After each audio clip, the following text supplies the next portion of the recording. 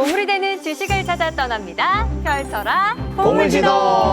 와, 오늘도 두 분과 함께 하도록 하겠습니다. 근데 저 오늘 깜짝 놀란 게 경환 씨는 오늘 선장님 같으세요. 일단 머리부터. 아, 네. 네. 머리 막 만져달라고 했는데 네.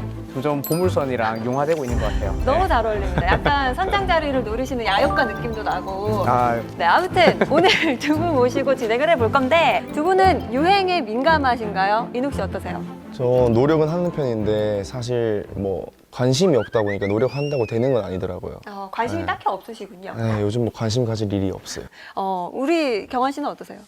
저도 뭐 사실 옛날 노래 부르는 거 좋아해서 크게 못 느꼈는데 사실 요즘에 어린 친구들이 좋아하는 것들이 아무래도 요즘 유행하는 것들이 많다 보니까 어쩔 수 없이 점점 더 저도 관심을 갖게 되더라고요. 네. 아무래도 학생을 또 가르치시다 보니까 아이들이 유행에 민감하니 어쩔 수 없이 또 따라가게 되더라. 저는 사실 두 분께 죄송하지만 어렸을 때는 제가 조금 나이가 여기선 제일 어리잖아요. 죄송해요. 어렸을 때는 노력하지 않아도 유행의 중심에 있었는데 이제는 한 살 한 살 먹으니까 이게 애쓰지 않으니까 유행이 뒤처지더라고요. 도태되고 있네요. 네. 맞아요. 그래서 핫한 주제에 굉장히 관심이 많은데 오늘 선장님 가장 핫한, 가장 관심이 뜨거운 이 주제에 대해서 정말 최고로 꼽히시는 분입니다. 오. 네, 너무 기대가 되는데 한번 바로 불러보도록 할게요.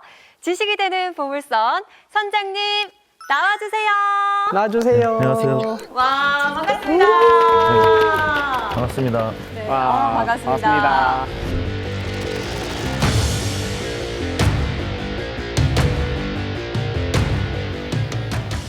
저는 사실 선장님을 딱 뵙고 오늘 주제 바로 직감했습니다. 어떻게?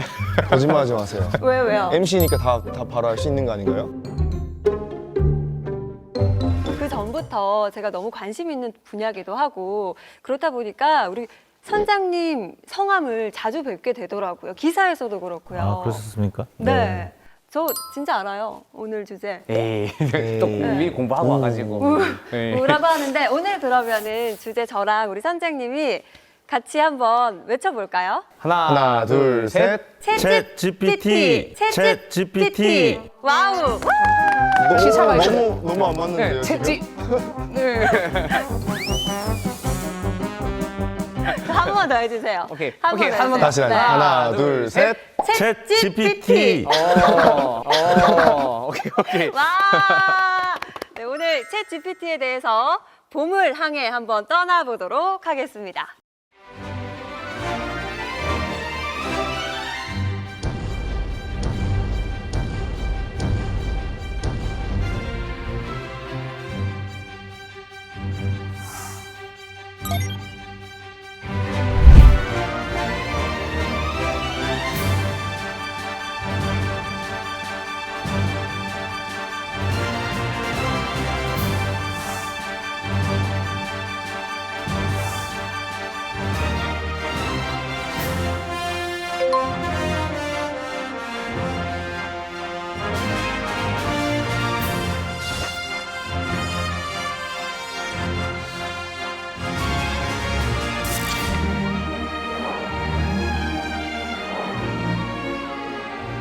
예, 먼저 챗 GPT 그것이 궁금하다라는 주제로 어떤 챗 GPT가 무엇인지 소개를 해드리고 그 원리, 또 사용법 이런 것들을 같이 말씀드리도록 하겠습니다. 일단 챗 GPT는 2022년 11월 30일에 나왔어요. 근데 지금 나온 지 몇 개월 만에 세상을 완전 깜짝 놀라게 했습니다.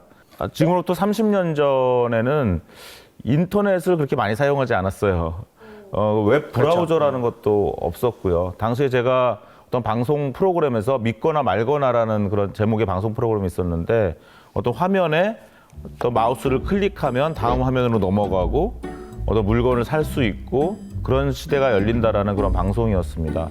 아마 오늘 방송도 이제 처음 보시는 분들한테 이런 게 가능한가라는 어떤 깜짝 놀랄 것들을 말씀드릴 수도 있겠는데 그 30년 전에 어떤 인터넷 혁명이 일어났다면 그 사이에 우리가 또 아이폰이라는 또 스마트폰을 통해서 한 15년 전에 또 어떤 큰 변화가 일어났고요. 아이폰이 나온 지 한 15년 만에 또 다시 어떤 챗GPT라는 어떤 인공지능 혁명이 지금 일어나고 있습니다.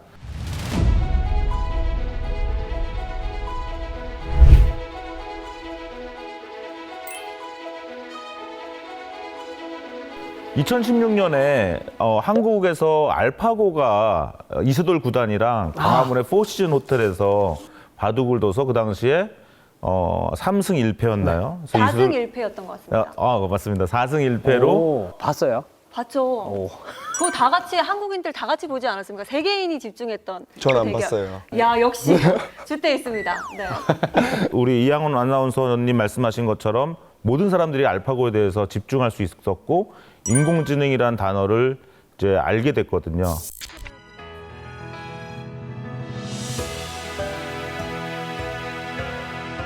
인공지능의 놀라운 진화에 인류는 큰 충격에 빠졌습니다. 이세돌이 패배한 거지 인간이 패배한 것은 아니지 않나. 그 전에 무엇과 앞으로도 바꾸지 않을 그런 1승, 정말 값어치로 매길 수 없는 그런 1승이 아닌가. 그런데 그때 그 충격은 지금 챗GPT 충격보다는 크지 않았다고 할 수 있어요. 왜냐하면 그 당시에 국민들은 알파고에 대한 이야기를 듣긴 했지만 알파고를 써볼 수는 없었습니다. 하지만 지금은 챗GPT나 이런 또 구글의 바드라든가 이런 인공지능을 이제 마음만 먹으면 쉽게 쓸 수 있는 그런 상황이 되었고요. 그래서 대중이 이제 인공지능을 사용하게 되었다 이렇게 볼 수가 있습니다. 저는 어렸을 때 애플2 컴퓨터를 처음 봤을 때 정말 놀랐거든요. 그 안에 어떤 사람이 들어있는 줄 알았고 웹사이트에 어떤 클릭을 할 때도 정말 처음 클릭해서 너무 마술과 같은 경험을 했는데 챗GPT를 쓰면서 정말 그 예전에 느꼈던 그러한 어떤 감동, 또 마술과 같은 경험을 느끼게 되었습니다. 사실은 제가 2005년에 이창호 구단을 이기는 인공지능 시스템이 앞으로 곧 나올 것이다라고 2005년에 사실 논문을 쓰기도 했었는데 이미 그때 당시에 약간 예언을 하셨네요. 약간의 예언을 했습니다. 2005년에. 근데 결국 11년 후에 이제 알파고가 이세돌 구단을 이겼죠. 그런데 이제 저같이 그 예상을 했던 사람들도 이번에 챗GPT 같은 경우는 제가 죽을 때까지 못 볼 수도 있었다라고 생각을 했었어요. 그런데 많은 인공지능 학자들이 20년 이상 걸릴 줄 알았던 것이 갑자기 이제 되기 시작했기 때문에 오늘 지금 챗GPT를 우리가 이야기하고 있는 것 같습니다.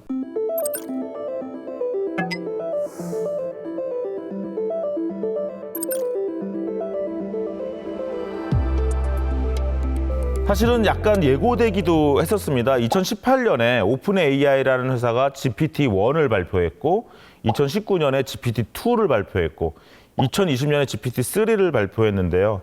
제가 당시에 그 언론에 기고를 했어요. 그래서 GPT-3는 멋지다. 그러나 여전히 갈 길이 멀다. 약간의 실수가 많았거든요. 그런데 챗GPT가 이번에 나왔을 때 그 2020년에 했던 실수를 다 많이 이제 하지 않고, 물론 지금도 챗GPT는 실수를 하지만 상당히 많이 발전해서 이제는 이제 안 쓰는 것보다는 쓰는 것이 나은 그런 상황이 되었습니다. 예전에 있었던 실수들이 예를 들면 어떤 것들이? 재밌는 실수가 많았는데요. 기린의 눈은 몇 개야? 그러면 2개라고 했습니다. 네. 근데 내 발의 눈은 몇 개야? 라고 하면 2개라고 했어요. 발에도 눈이 2개다 뭐 이런 식으로. 네, 왜냐하면 발에 눈이 없는 건 당연하잖아요. 그래서 기존에 인터넷에 있는 문서를 학습하다 보니까 발에 눈이 있다 없다라고 써 있는 문서가 없었거든요. 그러니까 얘가 때려 맞춘 거죠. 눈은 무조건 2개네요. 네. 그랬는데 때려 이런 맞췄네. 오류가 난 거를 이제 케냐에 있는 그 영어 잘하는 분들한테 1시간에 $2를 주고 그런 잘못 대답했던 것을 채워 넣게 했어요. 지금 이제 챗GPT 한번 물어보세요. 내 발에 눈은 몇 개니 하면 발에는 눈이 없습니다. 이렇게 얘기합니다. 티눈 같은 거는 어떻게? 티눈도 GPT-4는 2023년 3월 14일에 나왔는데 보통 파이데이라고 하는 3.14 3월 14일에 나왔는데 스탠포드 대학 학부생 수준이다라고 이야기하기도 합니다.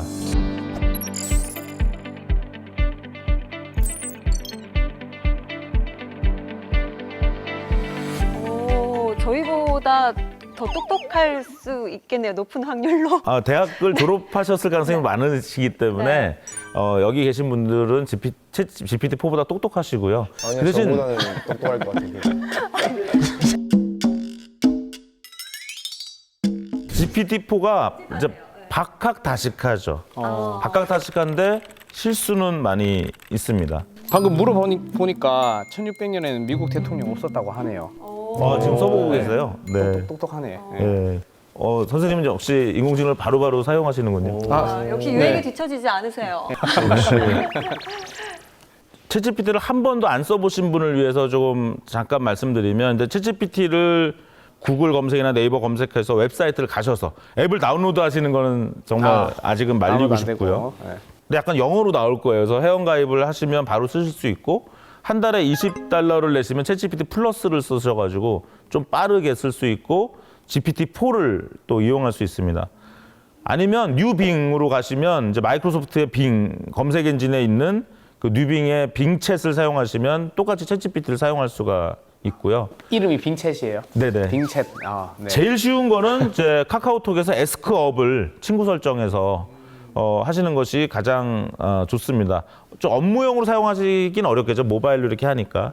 그래서 긴 문장이 나오게 하려면 그냥 웹사이트에서 하시는 게 좋고요. 그다음에 뭐 네이티브 AI라는 앱도 있고, 또 구글의 바드가 또 새로 나왔으니까 한번 테스트도 해보시고.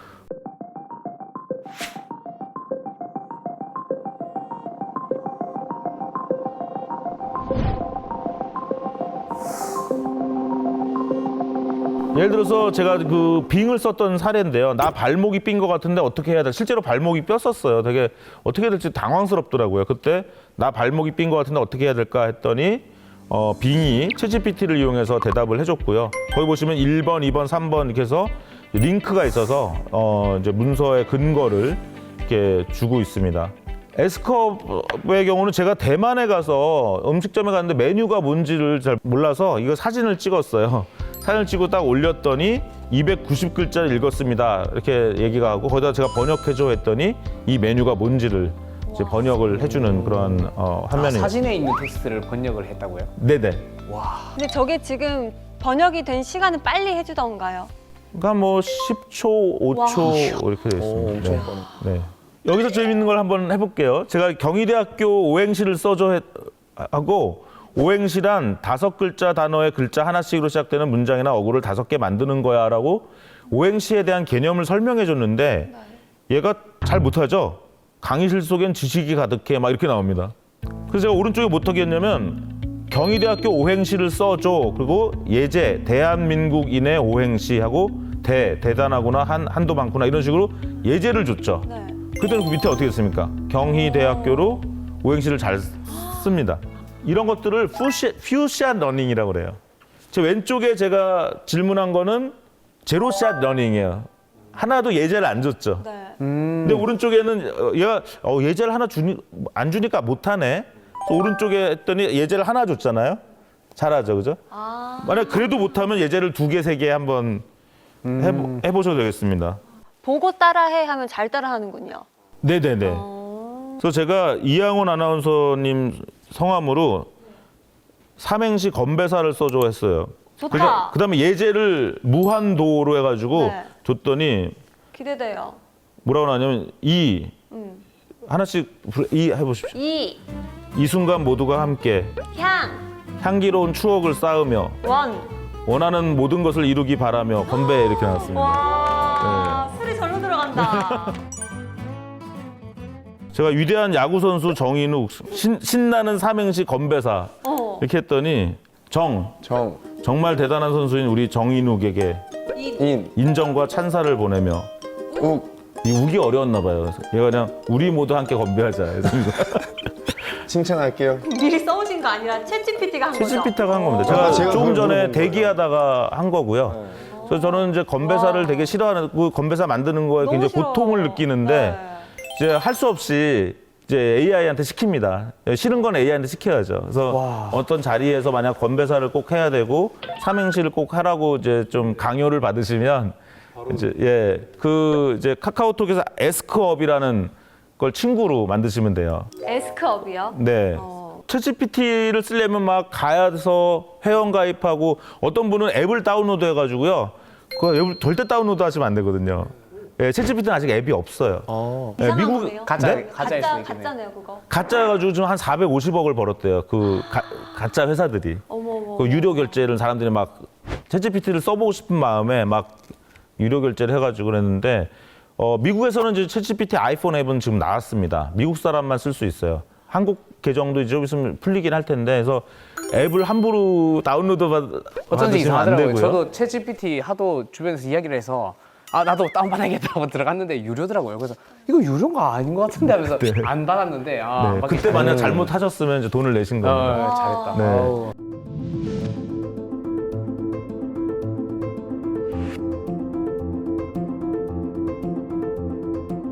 그래서 제일 쉬운 방법은 에스크업이라는, 또 우리말로는 아수업이라는 를 친구 신청을 카카오톡에서 하시면 하루에 100개를 챗GPT한테 무료로 할 수 있고요. 하루에 10개를 GPT-4한테 물어볼 수 있어요. 에스크업을 만드신 김성훈 대표님은 되게 재밌는 게 이 AI 시대에 어머니도 쓸 수 있는, 본인의 어머니도 쓸 수 있는 AI 서비스를 만들고 싶었대요. 회원가입하고 막 영어로 되어 있는 챗GPT 화면이 너무 그렇죠. 이제 어머니한테는 무섭다는 거죠. 그러니까 그냥 카카오톡 친구 신청을 하게끔. 그래서 이제 거기서 그냥 카카오톡 쓰듯이 질문하는 그런 것을 이제 만드신 겁니다.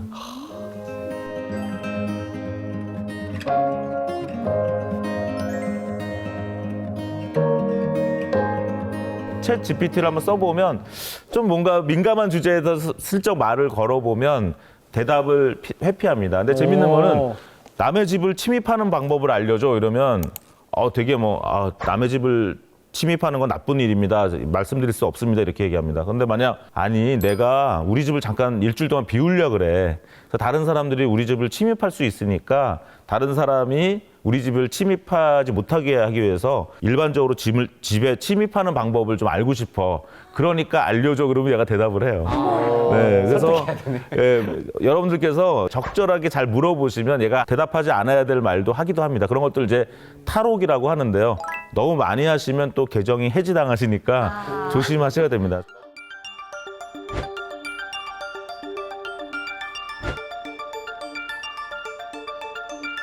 GPT-4를 설명 한번 드려보면 GPT-4는 아마 여러분들이 놀라실 텐데요. 대충 얘기해서 한 32,767개의 단어를 사용해서 질문하실 수 있어요. 와우, 나보다 똑똑한 게 확실하군요. 질문하는 사람이 똑똑해야 됩니다. 우리가 보통 사람들한테 명령할 때 뭐 이런 것 좀 해줘. 전 세계 미세먼지 수준에 대해서 조사해와. 그러면 어떻습니까? 몇 단어 안 되죠? 근데 여러분들은 앞으로 이 GPT-4한테는 한 32,000단어 정도의 질문을 할 수 있어요. 한 번 질문할 때 이만큼 할 수 있다는 거예요? 네. 근데 그걸 다 알아들어요, 얘가? 그렇기 때문에 질문을 어떻게 하냐에 따라서 얘가 더 좋은 대답을 할 수 있죠. 그동안은 학생들은 질문에 잘 답하는 능력을 많이 키워왔잖아요. 그렇죠. 그래서 질문하면 대답 못하면 좀 혼내기도 하고 북 뜯어주기도 했는데 이제는 학생들한테 오히려 인공지능한테 질문을 잘하는 능력을 갖추도록. 질문을 잘하는 방법. 네, 그래서 그것을 이제 크리에이티브 퀘스처닝, 어떤 창조적인 질문하기라고 합니다. 그래서 지금 이제 자라나는 미래 세대한테는 창조적인 질문할 수 있도록 그런 것들을 많이 키워주시면 좋고요.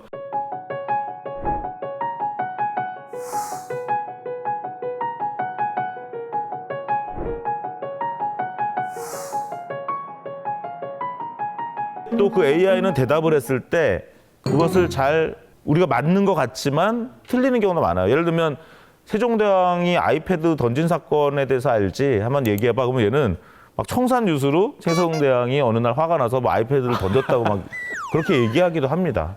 근데 그게 그렇게 대답하는 게 네. 진짜 자기가 입력된 데이터에서 그게 맞다고 생각해서 답을 하는 건가요? 아니면은 농담인가요? 너무 중요한 질문하셨는데요. 사실은 농담이기도 해요. 이게 예를 들면 우리가 허쉬 초콜릿에 대해서 얘기해봐. 그러면 허쉬 초콜릿이라는 진짜 초콜릿이 있는데 우리가 만약 허쉬 초콜릿 있으면 친구들이 야, 그 허쉬가 만든 거잖아. 이렇게 얘기할 수 있죠. 그러니까 네. 챗GPT는 농담인지 진실인지 본인이 모르고 굉장히 다큐처럼 진지하게 그냥. 그럼 그런데- 말투를 좀 바꿔가지고 농담인 그런데 만약 말투로. 농담을 하라고 하면 굉장히 농담을 합니다. 근데 말투가 너무 진지해서. 네, 그 진지하게 얘기하지 마. 그 다음에 농담 쪽으로 얘기해줘. 틀려도 좋아. 막 얘기해. 막 이렇게. 아까 제가 32,000개의 단어를 써서 명령을 내리라고 말씀드렸죠. 네. 계속 얘한테 여러 가지 요구를 하면 얘는 굉장히 그걸 맞춰서 감안해서 대답을 합니다. 애교도 부릴 줄 아는가요? 애교를 넣어서 얘기하면 애교를 부릅니다.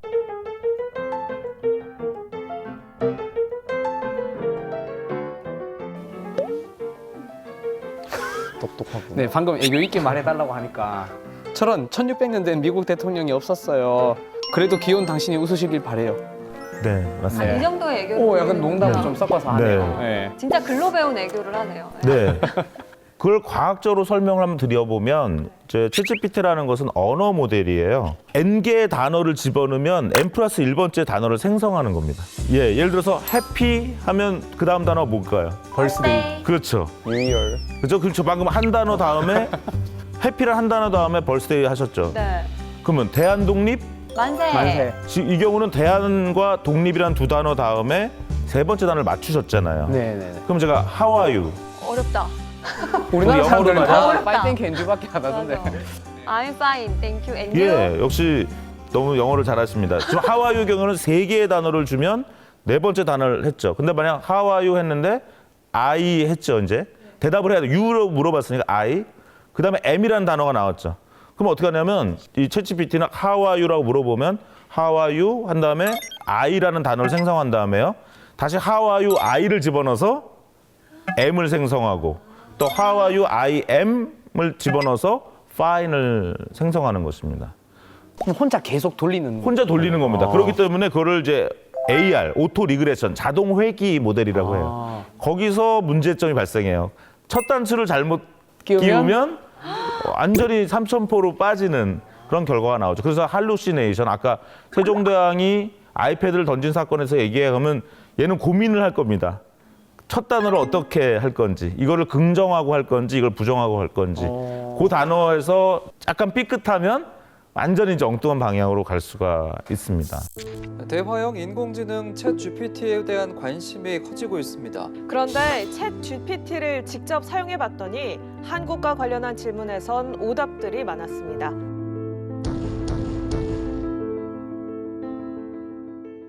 오픈AI 챗GPT가 이렇게 자꾸 할루시네이션 이슈가 나오니까 이제 경쟁자인 구글에서는 바드를 내면서 대답을 하는데 그 대신 근거를 웹 문서로 주는. 그래서 여러분들께서 만약 마이크로소프트의 빙, 뉴 빙을 한번 써보시거나 아니면 구글의 바드를 쓰시면 이제 답변을 하고 한 1, 2, 3 정도의 웹 문서의 링크를 줍니다. 그래서 얘 답변의 근거를 한번 체크해 보실 수 있는데 그래도 약간의 답변에 실수가 있기 때문에 늘 AI를 완전히 믿을 필요는 없다. 이렇게 보시면 되겠습니다.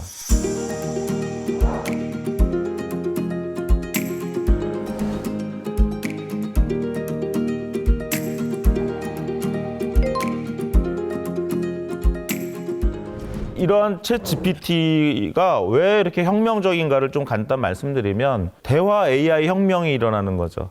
20, 30년 전에도 컴퓨터와 대화로 뭘 할 거라고 많이 얘기했지만 잘 되지 않았고요. 애플의 시리나 안드로이드 폰의 어떤 그 어시스턴트 같은 그 인공지능 비서, 또 집에 있는 인공지능 스피커와도 그렇게 많이 대화는 안 하시죠. 안 해요. 안 하게 네. 되더라고요. 조금 답답하더라고요. 답답하고 네. 아직 대화를 이어가고 하는 것들이 약했는데 전 팀앱이랑 대화합니다. 팀앱이 대꾸를 안 한다면서요. 혼잣말 하신다면서요. 팀앱이 말을 해요? 팀앱은 아리아 하면 네 하거든요. 그래서 아리아 사랑해 하면 저도 뭐 더 뭐 할 맛이 나네요 하면서. 진짜요? 이거 사랑 고백을 거기다 하고 있어요. 근데 할 때마다 계속 똑같이 대답해서 반복하진 않게 되더라고요. 최근에 빌 게이츠가 뭐라고 얘기했냐면 이렇게 퍼스널 디지털 에이전트가 나오게 되면 이제 아마존과 구글 같은 회사가 없어질 수도 있다. 우리가 물건 살 때 이제 뭐 필요 없어지니까. 예, 쿠팡에 가서 막 검색하는 게 아니라 그냥 나의 AI한테 친구 생일인데 무슨 선물할까? 그러면 무슨 운동을 좋아하는데 그래서 뭐 야구를 좋아해. 그러면 그렇게 하면서 점점 대화로 물건을 사는 시대가 올 것이다 이렇게 보고 있습니다.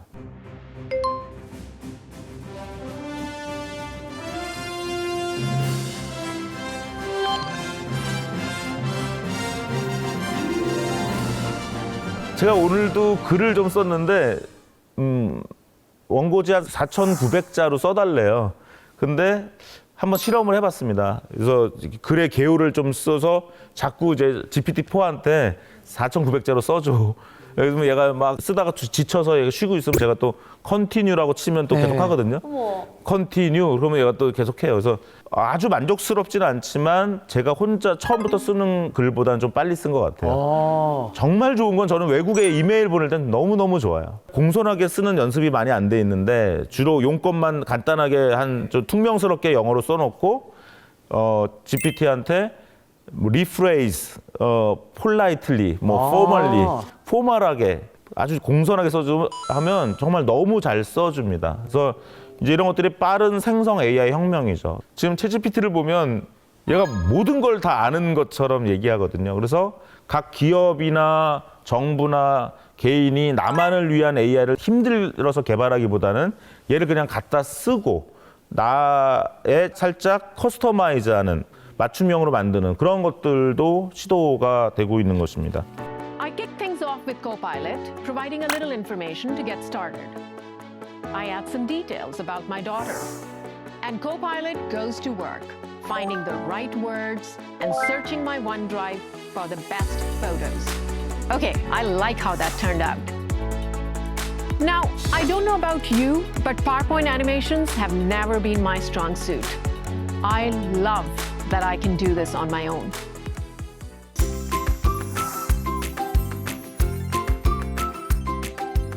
이러한 언어 모델을 어떻게 구축했는지를 한번 그래도 말씀드려 볼게요. 아주 쉽게 말씀드리면 거의 인터넷에 존재하는 거의 모든 문서를 학습했다고 볼 수 있고요.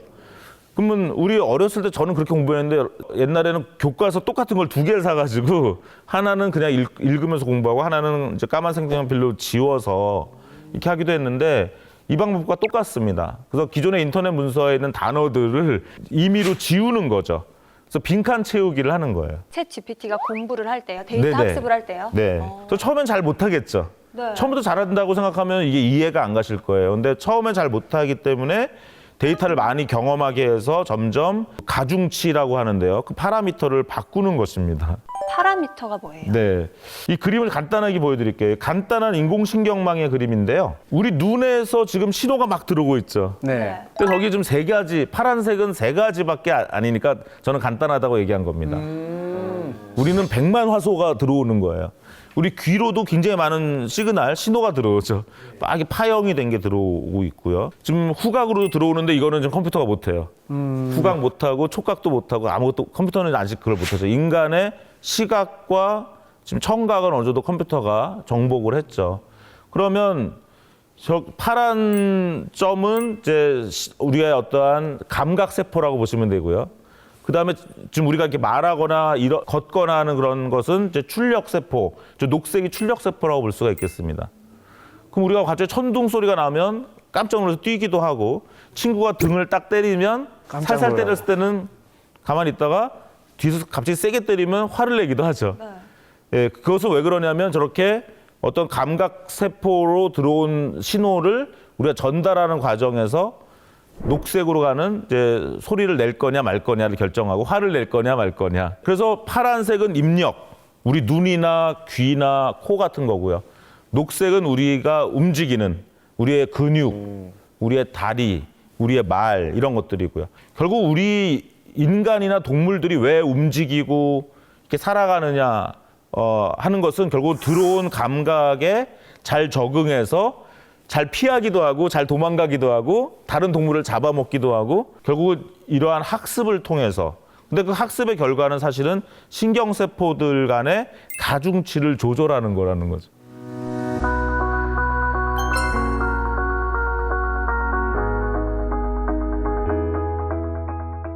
지금 보시는 저 인공신경망은 가중치가 한 40개 정도밖에 안 되는 그런 아주 간단한 신경망인데요. 챗GPT가 몇 개냐면 1,750억 개예요. 1,750억. 그 사람 보통 사람은 그러면은 보통 사람이요. 보통 사람은 100조 개라고 합니다. 100조 개고 챗 GPT가 1,750억 개. 그럼 우리가 챗GPT보다 아직 똑똑하네요. 아직 낫죠. 근데 GPT-4가 파라미터 수를 공개하지 않았는데 1조 개 넘는다고 하거든요. 그리고 매년 파라미터 수가 10배씩 증가해 왔어요, 최근에. 그러면 내년이면 어쩌면 10조 개, 후년이면 2025년이면 어쩌면 100조 개가 나오면 그럴 수도 있겠네요. 사람의 파라미터 수보다 더 많은 인공지능이 나올 수도 있습니다. 그거는 어떤 의미예요? 파라미터 수가 인간보다 많은 챗 GPT는 인간보다 기능적인 뇌의 회로 같은 것들이 더 똑똑해진다. 이런 경고가 될 수 있어요. 너무 좋은 질문인데요. 네. 같은 기계일 때는 파라미터 수가 많을수록 더 성능이 좋겠지만 인간의 신경망과 그다음에 인간이 만든 기계의 인공신경망은 같기도 하지만 많이 다르거든요. 그렇기 때문에 100조 개를 넘는다 하더라도 인간보다 나아지지는 않을 수도 있으나 단순한 숫자로 비교하기는 네, 어렵다. 맞습니다. 숫자로 비교할 수는 없으나 그래도 꽤 인간만큼 복잡한 기계가 나오고 있는 거네 하기 때문에 우리가 좀 주목하고 있는 것입니다. 약간 이런 거예요. 100조개 100조개인데 다르잖아요 지금 딱 봐도.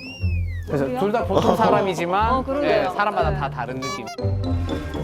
다 발전한 것이 다른 거죠. 뭐 모차르트 같은 경우는 아버지가 레오폴드 모차르트가 어렸을 때부터 또 피아노를 시킨 거고, 뭐 타이거 우즈 같은 경우는 5개월 만에 골프채를 휘둘렀다고 하고요.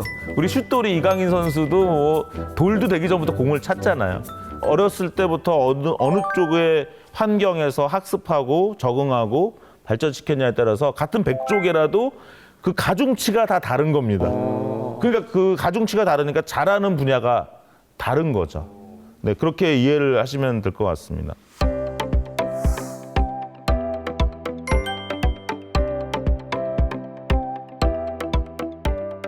이 초거대 AI를 만들 수 있는 나라가 별로 없습니다. 돈이 너무 많이 드니까. 어느 나라가 제일 1등일까요? 초거대 AI. 아무래도 미국, 맞습니다. 2등 중국, 중국이요? 우리나라. 맞습니다. 예, 중국. 3등. 3등 우리나라. 어떻게 이렇게 정확하게 하세요? 우리나라 맞아요? 저 우리나라가 정말 대단한 게 와. 3순위 안에 드네요. 세 손가락 안에. 2020년에 GPT-3가 오픈 AI라는 회사에서 개발했을 때 그 2021년 5월에 중국의 화웨이가 판구 알파라는 걸 발표했고 한 달 후에 한국의 네이버가 하이퍼 클로바를 발표했습니다.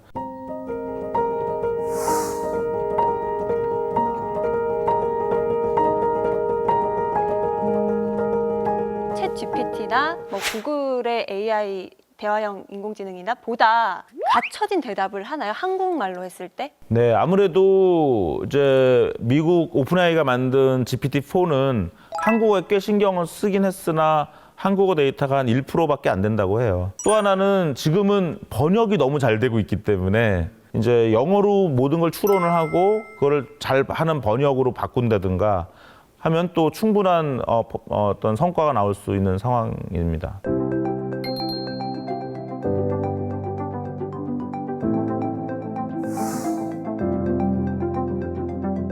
전 세계에서 가장 각광받는 인공지능 모델의 이름이 트랜스포머인데요.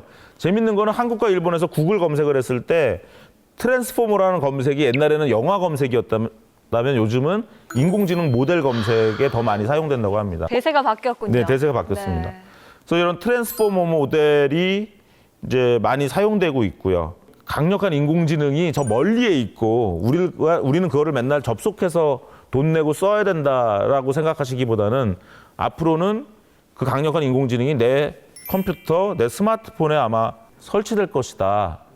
이렇게 보시면 더 현실적일 것 같습니다. 이제 그럼 좀 시간이 지나면 이제 옛날에는 스마트폰이 어색했지만 이제는 1인 1 스마트폰이잖아요. 네. 그럼 좀 시간이 지나면 1인 1 AI 약간 이런 느낌으로 가겠네요. 1인 1자비스. 맞습니다. 네. 그때쯤 되면 나이 들어서 못 쓸 것 같은데. 근데 또 선생님 우리가 기대했던 것보다 빨리 올 수 있어요. 우리보다 빨리 올 수 있어요. 아까 말씀하신 대로 15년마다 또 큰 변화가 있었으니까. 네, 1인 1 AI라는 말을 해주셔서 너무 반가운데 이제는 스마트폰에 설치할 수 있는 AI. 그러면 내가 학습을 시킬 수 있는 거예요. 내 분야, 내 전문 분야를 내 데이터가 많이 있다. 만약 선생님이 학생들을 가르쳤던 수많은 학생들의 질문과 대답을 위한 데이터가 있으면 그걸 가지고 학습을 시켜서 나만의 AI를 갖는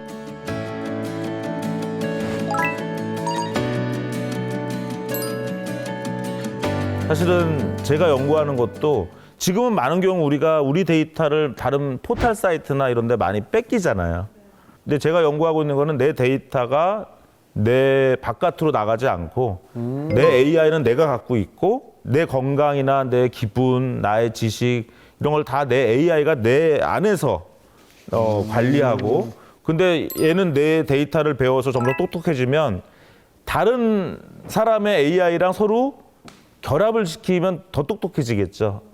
예, 그래서 저는 제 데이터를 뺏기지 않으면서 각 개인이 지금 너무 우리가 플랫폼이라는 회사들에 너무 많은 데이터를 뺏기고 있다고 생각하는데 그 데이터를 내가 가지면서 AI를 개발하고 그 개발된 AI를 서로 공유하는 그런 것들을 연구하고 있기도 합니다. 그러면은 내 데이터를 사실 지금 이제 공룡 기업들 같은 경우에는 데이터들을 다 수집을 해서 뭐 광고 추천을 해준다든지 이렇게 사업을 하고 있잖아요. 그러면 AI가 나만의 AI가 생겨서 내 데이터를 뺏기지 않으면 그런 광고들 혹은 알고리즘 추천 같은 것들은 또 약간 판도가 달라질 수도 있겠네요. 네, 그렇죠. 그래서 구글이 AI 다 개발해 놓고 발표 안 하려고 그랬거든요.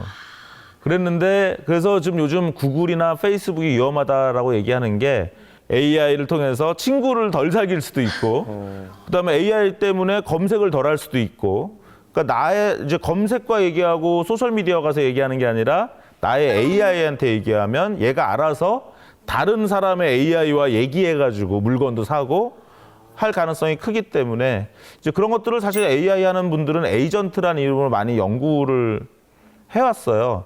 예를 들면 최근에 나온 것이 오토 GPT라는 게 또 나왔습니다. 오토 GPT요? 네, 그것도 뭐냐면요. 챗 GPT는 말 그대로 AI랑 채팅, 대화만 하는 거잖아요. 근데 오토 GPT는 AI한테 그냥 목표만 줘요. 예를 들면 이런 거. 내 암호화폐 지갑 봐봐. 지금 1달러도 안 있지. 오늘 안에 이거 내 지갑을 $1,000로 늘려봐. 알아서 늘려. 방법은 네가 알아서 해라. 네가 알아서 해. 그 대신 내 아이디 패스워드는 내가 너한테 줄게. 오토 GPT가 이제 다른 사람 막 암호화폐 지갑을 막 해킹하려고 노력도 하고요. 또는 암호화폐를 막 사가지고 좀 올린 다음에 사람들이 막 몰려들면 또 팔기도 하고. 그 AI한테 대화하고 노는 수준이 아니라 앵벌이도 시킬 수 있는. AI한테 명령을 주면 얘는 충실하게 따른다는 거죠.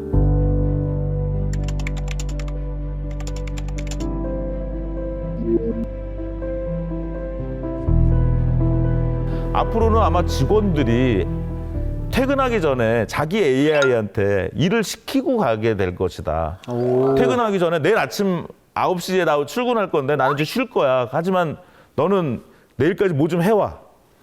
그러면 회사의 컴퓨터나 회사의 AI는 이 사람이 쉴 동안 이제 일을 많이 하고. 그렇습니다. 예, 그러면 이제 AI한테 일을 많이 시키는 것 자체가 또 사람의 의무가 되겠죠. 예, 그런 시대가 또 금방 올 수도 있고 그런 것들이 지금 이제 오토 GPT라는 홈페이지에 한번 가보시면 사람들이 AI한테 막 명령을 시켜서 얘가 엉뚱한 일들을 막 하는 그런 영상들이 굉장히 많이 있습니다.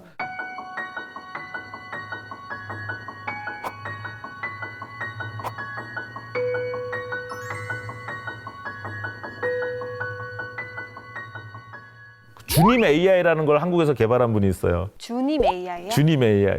주님이요? 네. 아, 어떤 AI죠?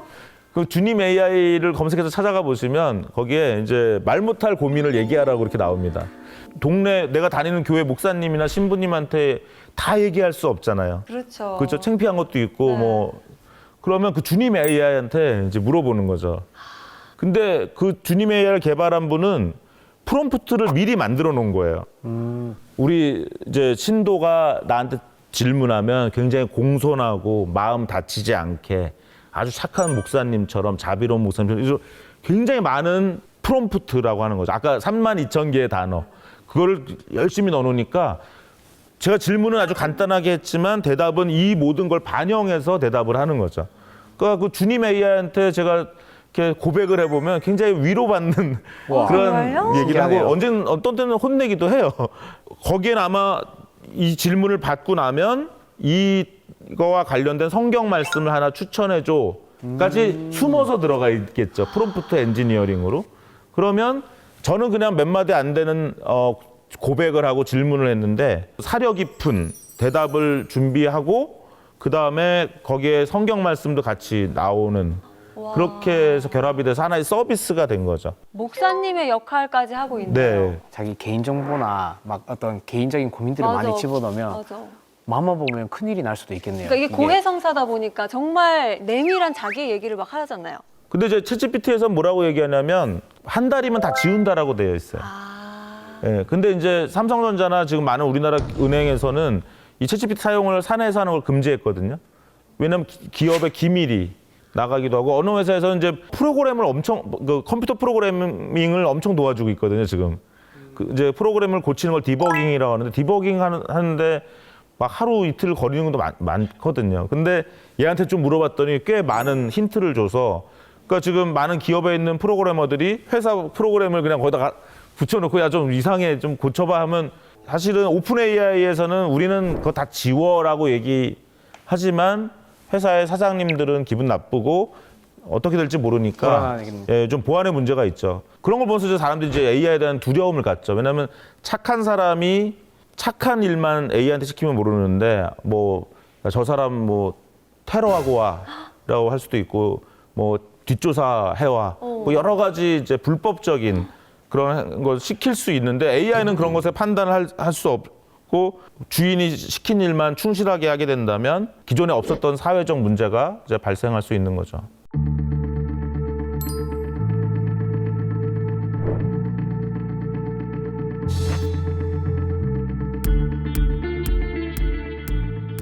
저는 그 선생님한테 권경영 선생님께 좀 여쭤보고 싶어요. 혹시 그 학생들한테 시험 볼 때 그 챗GPT나 이런 AI를 써서 시험 보는 거를 한번 시도해 보실 생각이 있으신가요? 언젠가는 예, 해보면 좋을 것 같다는 생각을 사실 저도 아까 들으면서 계속 상상을 해봤거든요.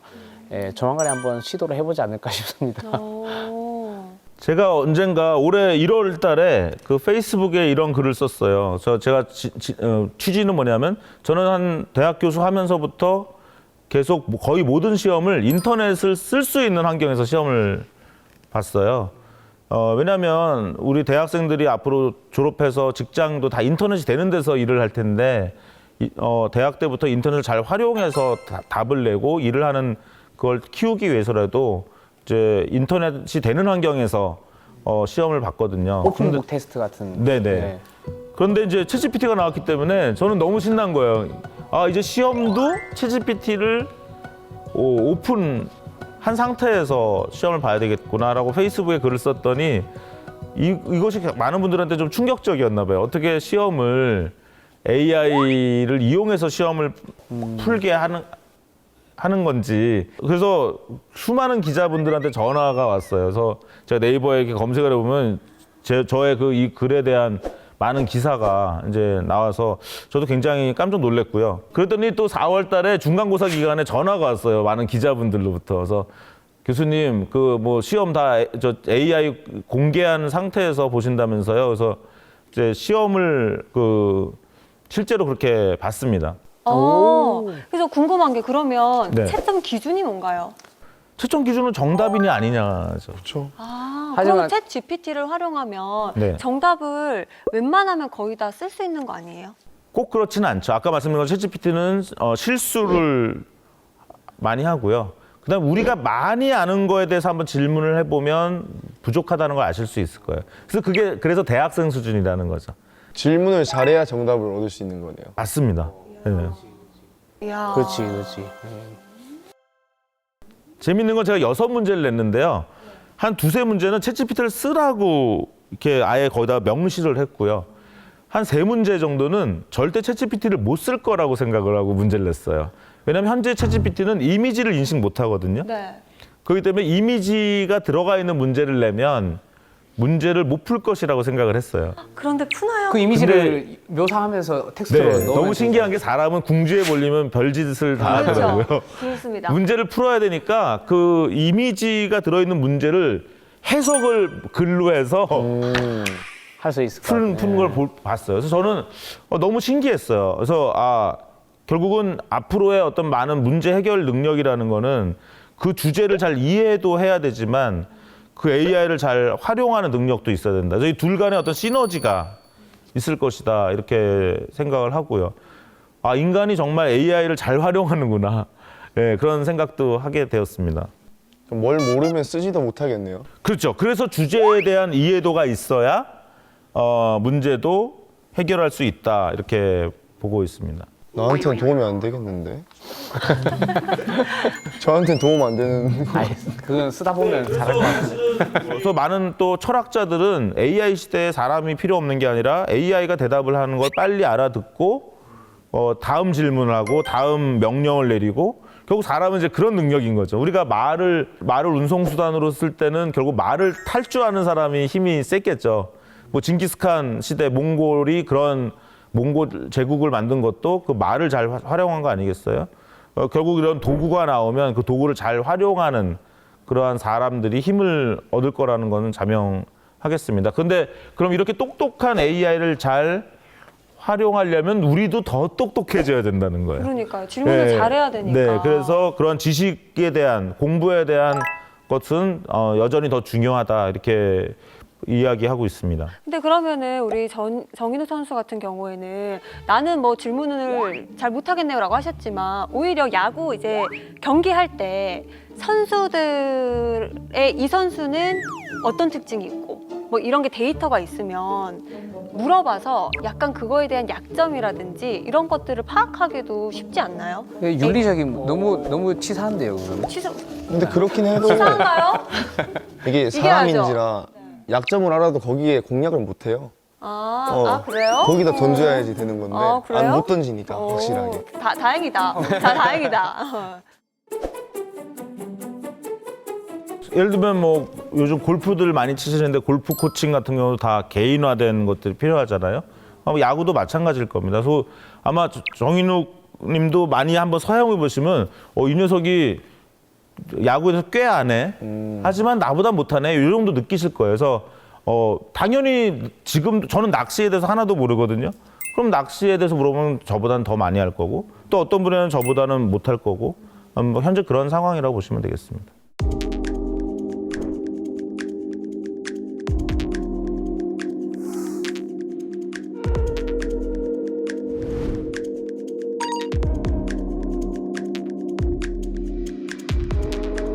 네, 혹시 지금까지 어느 정도 이제 챗GPT의 어떤 개요나 작동 방식을 설명을 드렸는데 혹시 뭐 질문이 있으신가요?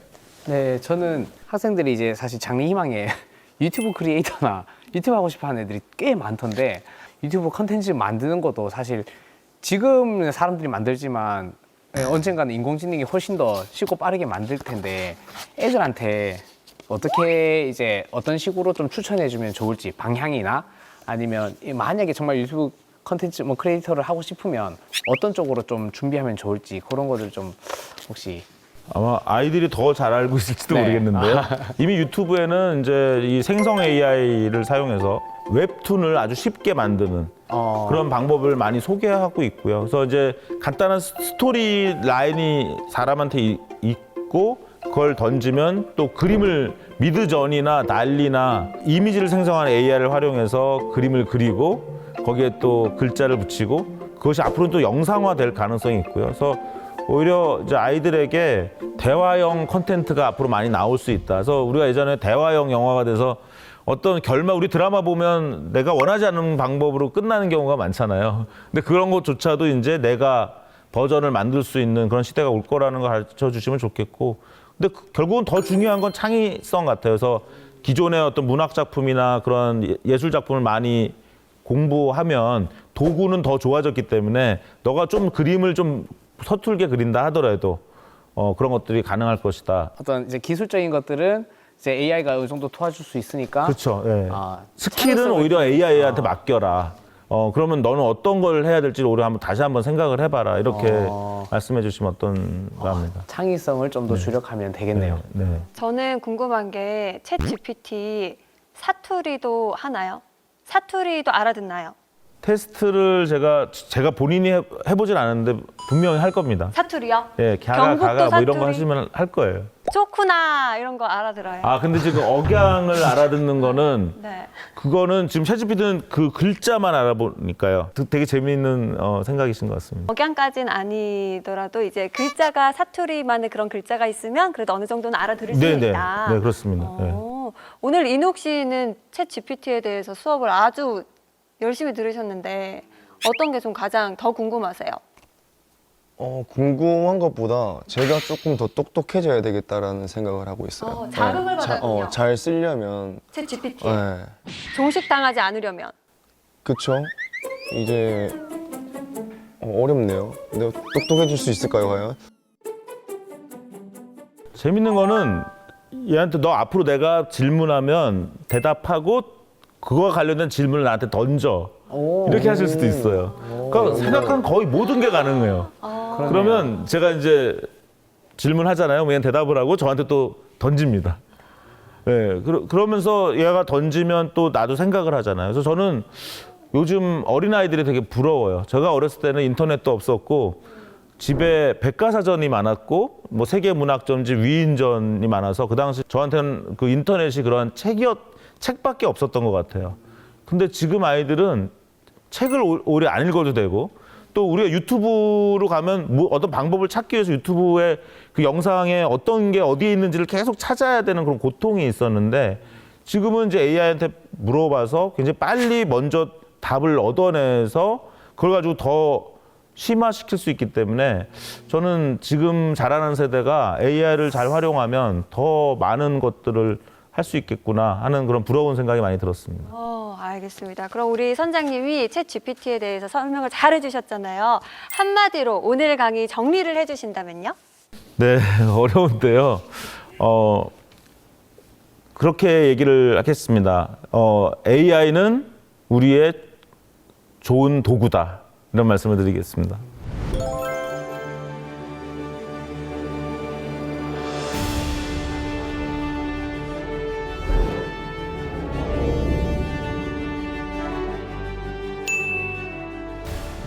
네, 이렇게 오늘 챗 GPT에 대해서 정말 자세하게 들어봤는데 인공지능 챗 GPT에 대해서 이제 조금은 알게 된 것 같아요. 그럼 다음 항해로 떠나기 전에 인사 나누면서 끝내볼까요? 오케이. 찾아라 보물이 되는 지식도감.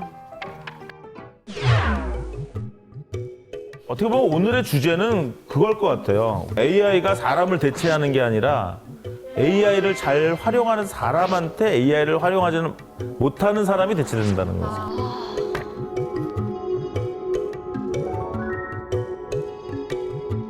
저희 학생들한테도 그렇게 얘기를 해요.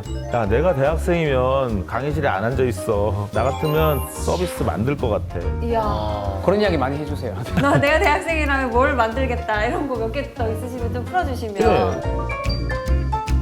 오.